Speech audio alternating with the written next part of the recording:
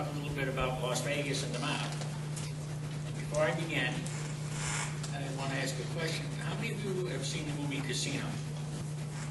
Oh, wow. All right. This will make my job a lot easier.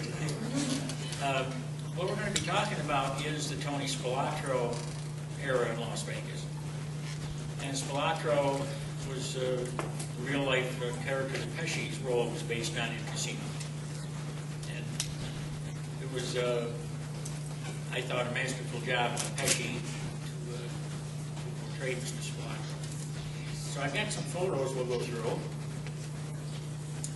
And there's Joe Pesci, the role of Nicky Santoro in the movie. And that's Tony Spilotro. And in real life, Tony was a made man of the Chicago outfit. He had a reputation for being a very vicious torturer and killer. He was suspected in some 25 murders, never convicted of any, charged in a few. And when Tony was the defendant, strange things happened. Witnesses' memories failed them, or they disappeared. So it was very tough to put Mr. Spilotro behind bars. And Tony was born in Chicago, May of 1938. He grew up on the streets, and even when he was in school, before he could quit school, he was known as a bully, and he would bully classmates and teachers.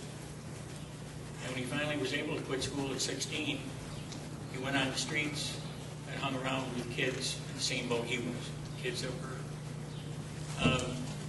not disciplined, would, anything that was against the law they were into doing, Tony fit perfectly. So he had an upbringing and a young life that set the stage for what he was to become in the future.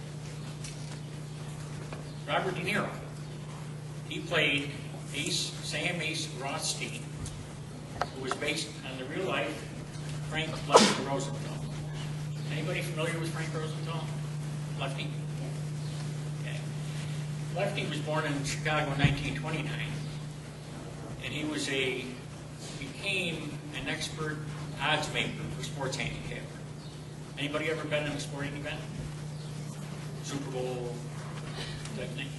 Well, the odds maker makes the betting line. So if so-and-so is getting a 6.5 point spot, a guy like Rosenthal would set that line. And he was making a lot of money for the Chicago outfit, for their illegal bookmaking operations, illegal gambling operations.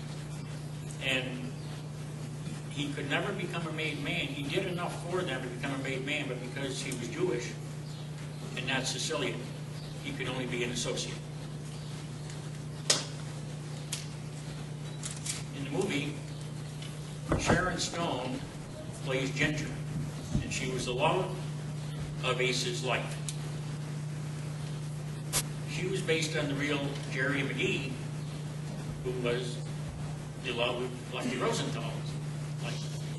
Jerry moved from California to Las Vegas in the late 1950s. He was a topless showgirl, casino waitress, and a hustler.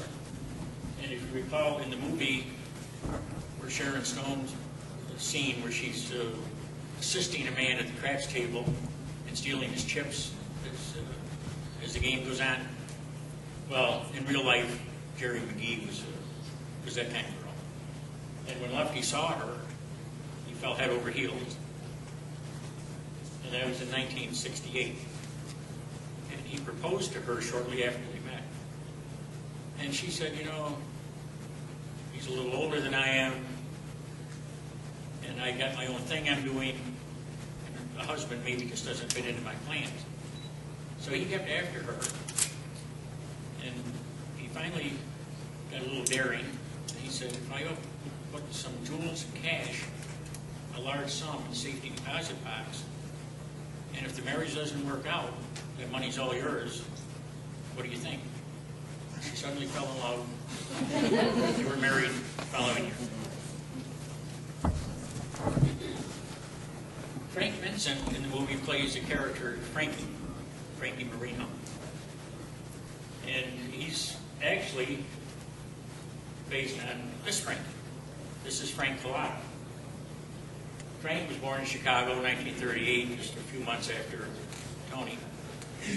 They met when they were kids, shining shoes on the streets of Chicago. They became childhood buddies, criminal associates.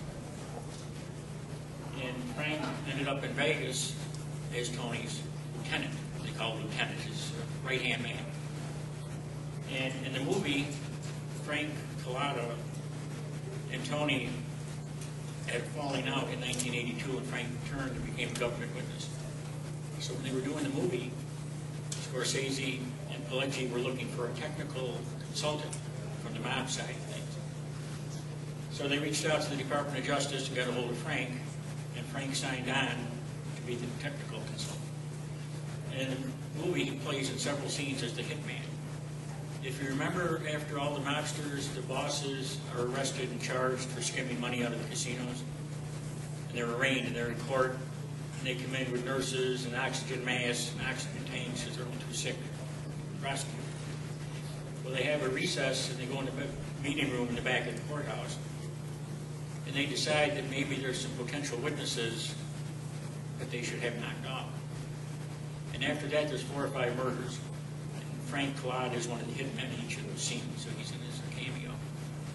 And the scene with the caption on the screen says Costa Rica. And in that one, the victim in that scene is Stoney, character Stoney, who's the Teamster money man that brings Teamster money in. Well, you hear gunshots, and Stoney comes running out of the door of his house. 2 guys are chasing him, he's holding his stomach. And 2 guys come out, and as he collapses to the sidewalk, and one of them says, "Where are you going, jack off?" And then he shoots him in the head. Well, that's Cullotta. He was the one that did that in the movie. And the ironic thing about that is,